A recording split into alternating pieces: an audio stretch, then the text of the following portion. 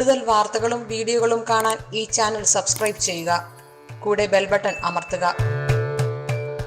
എൻ്റെ ഇന്നത്തെ ജ്യോതിഷ വിഷയത്തിലേക്ക് എല്ലാവർക്കും സ്വാഗതം. ഞാനിന്ന് പറയുന്ന ജ്യോതിഷ സംബന്ധമായ വിഷയം പട്ടാളത്തിലോ പോലീസിലോ ജോലി കിട്ടാനുള്ള യോഗത്തെ പറ്റിയാണ്. അതായത് ഒരു ജാതകൻ പട്ടാളത്തിലോ പോലീസിലോ ജോലി കിട്ടാനായിട്ട്, ഇപ്പോൾ പട്ടാളത്തിലും പോലീസിലും ഒക്കെ ജോലി കിട്ടാൻ ആഗ്രഹിക്കുന്ന ചെറുപ്പക്കാരായ ഒത്തിരി ആൾക്കാരുണ്ട്. എല്ലാവർക്കും കിട്ടിയെന്ന് വരില്ല. പൊക്കവും വണ്ണവും അല്ലെങ്കിൽ ഹൈറ്റും വെയിറ്റും ഒക്കെ ഉണ്ടെന്ന് വെച്ചൊന്നും കാര്യമൊന്നുമില്ല.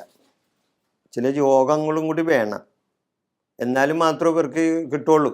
ഇനി യോഗം ഉണ്ടെങ്കിൽ തന്നെ അതിന് പരിശ്രമിച്ചാലും മാത്രമേ കിട്ടുള്ളൂ. ഇന്നത്തെ കഥ അതായത് കരയുന്ന കുഞ്ഞിനെ പാലുള്ളൂ എന്ന് പറഞ്ഞ് ഒരു വചനമുണ്ടല്ലോ. അതേപോലെ പ്രവൃത്തി ചെയ്യണം, എന്നാലും മാത്രമേ കിട്ടുള്ളൂ. അപ്പം ഞാൻ പറയുന്നത് പട്ടാളത്തിലോ പോലീസിലോ ജോലി കിട്ടാനുള്ള ഒരു യോഗമുള്ള ആരാണ്, അവരെ പറ്റി, അവരുടെ യോഗ കാര്യത്തെപ്പറ്റിയാണ് ഞാനിവിടെ സൂചിപ്പിക്കുന്നത്. ജാതകത്തിൽ കർക്കിടകൻ രാശിയിൽ നിൽക്കുന്ന ചന്ദ്രനെ ചൊവ്വ അതായത് കുജൻ നോക്കിയാൽ പട്ടാളത്തിലോ പോലീസിലോ നിയമവകുപ്പിലോ ജോലി കിട്ടും. അതായത് ഒരുവൻ്റെ ജാതകത്തിൽ അല്ലെങ്കിൽ ഗ്രഹനിലയിൽ കർക്കിടകൻ രാശിയിൽ നിൽക്കുന്ന ചന്ദ്രനെ കർക്കിടകൻ രാശിയിൽ നിർത്തണം. അപ്പോൾ ചന്ദ്രൻ കർക്കിടകൻ രാശിയിലാണെങ്കിൽ കർക്കിടകൻ രാശിയിൽ നിൽക്കുന്ന ചന്ദ്രനെ ചൊവ്വ എന്ന് പറഞ്ഞ കുജൻ എവിടെ നിന്നെങ്കിലും നോക്കിയാൽ, അപ്പോൾ കുജൻ്റെ നോട്ടം, കുജൻ്റെ 4ലും 8ലേക്കും 7ലേക്കും കുജൻ്റെ നോട്ടം, എല്ലാ ഗ്രഹങ്ങൾക്കും 7ലേക്ക് സാമാന്യ ദൃഷ്ടിയുണ്ട്. എന്നാൽ ചൊവ്വക്ക് 4ലും 8ലേക്കും പ്രത്യേക ദൃഷ്ടിയുണ്ട്. അപ്പം ഞാൻ അതിനെപ്പറ്റി കൂടുതലൊന്നും പറയുന്നില്ല. ഈ ചൊവ്വ ഈ ചന്ദ്രനെ ഒന്ന് നോക്കിയാൽ മതി.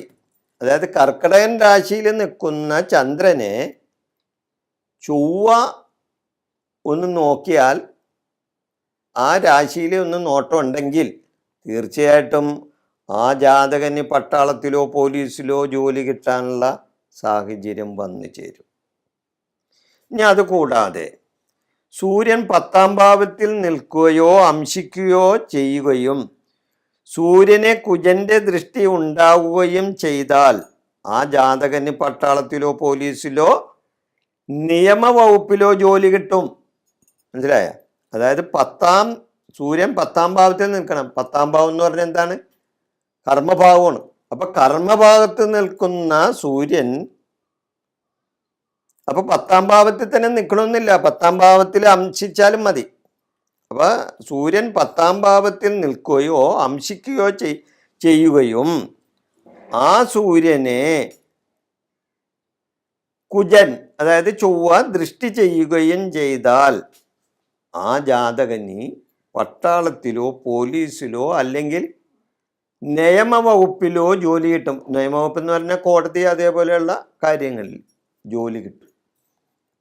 അതായത് ഒന്നും കൂടി വിശദമായിട്ട് പറഞ്ഞാൽ തലയിൽ തൊപ്പി വെക്കുന്ന ജോലി കിട്ടുമെന്ന്. ഞാനീ പറഞ്ഞ ജാതകത്തിലെ ആ ഗ്രഹനില അനുസരിച്ചുള്ള ജാതകന് തലയിൽ തൊപ്പി വെക്കാനുള്ള ജോലി കിട്ടും. സ്വന്തം പരിശ്രമവും പ്രയത്നവും കൂടി വേണം. ഞാൻ നേരത്തെ പറഞ്ഞല്ലോ, എന്ത് കാര്യമാണെങ്കിലും സ്വന്തം പരിശ്രമവും പ്രയത്നമൊക്കെ ഉണ്ടെങ്കിലല്ലേ അതിന് ഒരു ആക്കം കിട്ടുള്ളൂ. അല്ലാതെ എനിക്ക് ജോലി കിട്ടാൻ സാധ്യതയുണ്ട് എന്നും പറഞ്ഞ് ഞാൻ വീട്ടിൽ വെറുതെ കുത്തിയിരുന്നിട്ട് കാര്യമില്ലല്ലോ.